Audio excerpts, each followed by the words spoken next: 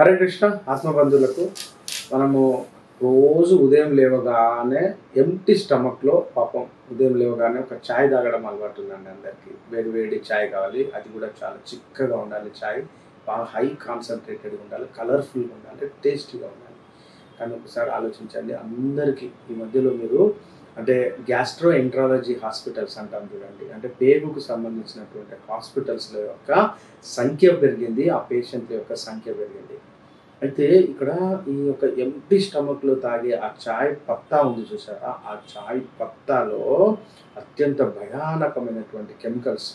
అవి ఏంటి అంటే వాటిని స్థిరీకరించడానికి, అంటే అవి పాడు కాకుండా టేస్ట్ రావడానికి మరియు అడిక్ట్ కావడానికి, ఫలానా చాయ్ పత్తనే నాకు బాగా నచ్చుతుంది, ఫలానా కంపెనీ చాయ్ పత్తానే నాకు బాగా నచ్చుతుంది అని అంటారు చూడండి. అది ఒక్కొక్క కంపెనీ ఒక్కొక్క రకమైనటువంటి అడిటివ్స్ కెమికల్స్ వాడతారు. ఇక్కడ ఇంకొక సమస్య కూడా ఉంది. ఆ యొక్క చాయ్ పత్తా అంటే తేయాకును పండించేటువంటి పంటలలో అవి కాంటూర్స్ అండి, పెద్ద పెద్ద కొండలలో ప్రాంతాలలో, డెహ్రాడూన్ లాంటి అస్సాం కొండ ప్రాంతాలలో పండిస్తారు. మీకు తెలుసు కదా, అందరి రైతుల బిడ్డలమే మనం. ఒకప్పుడు మన తాతలో లేకుంటే మనమో లేకుంటే మన నాన్నగారులో వాళ్ళందరూ రైతులు. ఒక పంట ఒక ప్లేస్లో పెట్టిన తర్వాత అదే పంట అదే పనిగా ఒకటే ప్లేస్లో పెడితే పంట రాదండి. దాని పంట మార్పిడి పద్ధతి ఖచ్చితంగా మనం చేస్తాం. అంటే ఒక పంట ఒకటే దగ్గర పెడితే నెక్స్ట్ ఇయర్ ఇంకో పంట మారుస్తారు. సో ఇప్పుడు వరి ఉంది, వరి అయిపోయినాక జనుములు కానీ మినుములు కానీ పెడతారు చూడండి ఆంధ్రాలో. ఎందుకు మినుములు పెడతారు అంటే నెక్స్ట్ మళ్ళీ క్రాప్ రావడానికి, నైట్రోజన్ ఫిక్సేషన్ చేయడానికి. కానీ అక్కడ కాంటూర్లు ఉన్నాయి చూసారా, ఎక్కడైతే కొండ ప్రాంతాలలో ఒకటే ఒక చెట్టు ఉంటుందండి, అది కాఫీ చెట్టు అయినా లేకుంటే తేయాకు చెట్టు అయినా, మళ్ళీ పీకేసిన తర్వాత మళ్ళీ కాఫీ చెట్టు అయినా తేయాకు చెట్టు అయినా పెట్టాలి. అంటే తేయాకు తోట స్టార్ట్ అయితే అదే చెట్టును మళ్ళీ పదే పెట్టడానికి వాళ్ళు ఏం చేస్తారంటే ఆ పంటను రావడానికి విపరీతమైనటువంటి కెమికల్స్ వాడతారు. అందులో అత్యంత భయానకమైనటువంటి కెమికల్, మొత్తం ప్రపంచంలోనే నిషేధించబడినటువంటి కెమికల్ గ్లైఫోసేట్. ఈ గ్లైఫోసేట్ వాడి వాడి వాడి వాడి ఆ యొక్క చెట్ల మీద మంచిగా పీల్చుకొని మీకు ఎంటీ స్టమక్లో వస్తుందండి. ఎప్పుడైతే ఎంటీ స్టమక్లోకి మీరు ఆ చాయ్ పత్తాతో కూడినటువంటి చాయ్ తాగుతారో అప్పుడు మీకు ప్రాబ్లం స్టార్ట్. ఎందుకంటే ఆ గ్లైఫోసేట్ ఏం చేస్తుందంటే మన శరీరంలో ఉన్న ఆంత్రం అంటే పేగు లోపల ఉన్నటువంటి జీవులు ఉంటాయి. ఈ సూక్ష్మాంగ జీవులు లేకుండా మనం బ్రతకలేము, ఎందుకంటే అవే మన యొక్క జీర్ణక్రియను చేస్తాయి. ఎప్పుడైతే ఆ గ్లైఫోసేట్ అక్కడ ఉన్న పురుగు మందులను కనుక చంపినట్టుగా ఇక్కడ ఉన్నటువంటి మన యొక్క పురుగులు, మనకు ఉపయోగపడే పురుగులు అంటే జీవులు, వాటిని చంపేస్తాయి. ఎప్పుడైతే అలా చంపుతుందో జీర్ణశక్తి ఇంకా కాదు. ఎప్పుడైతే మనం జీర్ణం కాదో మనకు వీక్నెస్ రావడం, విటమిన్ డి డెఫిషియన్సీ రావడం, విటమిన్ B12 డెఫిషియన్సీ రావడం, ఇంకా ఎన్నో రకాలైనటువంటి పరిస్థితులకు దారితీయడం, గ్లైఫోసేట్ వల్ల క్యాన్సర్ రావడం. ఇది చాయ్ పత్తా గురించి. మరి వాట్ అబౌట్ పాలు?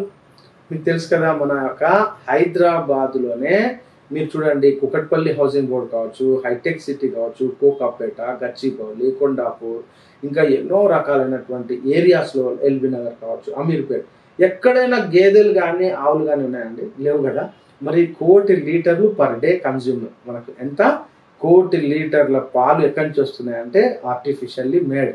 ఎక్కడ గేదె కానీ ఆవు కానీ లేదు, మొత్తం ప్యూర్ న్యాచురల్గా మామూలుగా ఒక 90% కంటే ఎక్కువ మొత్తం ఆర్టిఫిషియల్ పాలు. ఈ ఆర్టిఫిషియల్ పాలు అందరికీ తెలిసే విషయం, అందరు పెద్ద పెద్ద యంత్రాంగానికి తెలుసు, కానీ వాళ్ళు చేతులు ఎత్తేసేటువంటి పరిస్థితి. కాబట్టి ఆ యొక్క పాలు ఎంటీ స్టమక్లో రావడం వల్ల మనకు ఈ ప్రాబ్లమ్స్ వస్తాయి. సో దయచేసి ఉదయం లేవగానే ఆ ఛాయ్ తాగడం మానండి. మనం అనుకుంటాం ఏది గ్రీన్ టీ తాగుతాం సార్. ఎస్, గ్రీన్ టీ కూడా మీరు తేయాకే కదా. తేయాకు ఎక్కడి నుంచి వచ్చింది? మన ఇంట్లో మన తాత వాళ్ళు ముత్తాత వాళ్ళు పండిస్తలేరు కదా. ఎక్కడి నుంచి వచ్చినాయి? కంపెనీల నుంచి వచ్చినాయి. కంపెనీ అంటే అక్కడ దాని అర్థం మీరు ఆలోచించుకోవాలి. సో గ్రీన్ టీ మరియు black tea or red tea, any tea. ఇంకా కొంతమంది ఏమంటారంటే డిప్ సిస్టమ్ ఉందా అండి? మేము డిప్ సిస్టమ్ వాడుతున్నాం. మీకు తెలుసా, డిప్ సిస్టంలో ఒక కప్పులో కొన్ని కోట్ల మైక్రో ప్లాస్టిక్స్ కడుపులోకి పోతున్నాయి ఎప్పటికీ. ఎవ్రీడే డిప్ ఇంకా డేంజర్ అండి. డిప్ ఎట్టి పరిస్థితుల్లో తాగొద్దు. అందులో కోట్ల మైక్రో యూనిట్స్ అంటే మైక్రో ప్లాస్టిక్స్ కడుపులోకి వెళ్ళిపోతాయి. ఇక్కడ మైక్రో ప్లాస్టిక్ కడుపులోకి వెళ్ళిపోతుంది, పాలు డేంజర్ అండ్ తేయాకు డేంజర్. ఇక ఇక్కడ మీకు కావాల్సింది ఇంకేముంది అక్కడ మంచి మీరే ఆలోచించాలి. దయచేసి ఎంటీ స్టమక్లో ఇవి చేయకుండా మీకు ఇప్పటికీ ఇంకా చాలా ఆల్టర్నేషన్స్ వచ్చినాయి. మీరు ఆల్టర్నేటివ్స్ వెతకండి. మీరు ఆల్టర్నేషన్స్లో వెరీ సింపుల్, మీ దగ్గర ఉన్నటువంటి లవంగాలు, ఇలాచి, దాల్చిన చెక్కను నీళ్ళల్లో వేసుకొని బాయిల్ చేసుకోండి. లేదా ఇంకా హెర్బ్స్ వచ్చినాయి, ఎన్నో రకాలైనటువంటి ఆయుర్వేద వనమూలికలతో కూడినటువంటి ఛాయలు వచ్చినాయి. ఈ ఛాయలు మనము ఒక దవా లాగా మనం కనుక వాడితే మనం ఖచ్చితంగా మనము ఎటువంటి రోగ నిరోధక శక్తి తగ్గకుండా మనం బతకొచ్చండి. హరే కృష్ణ.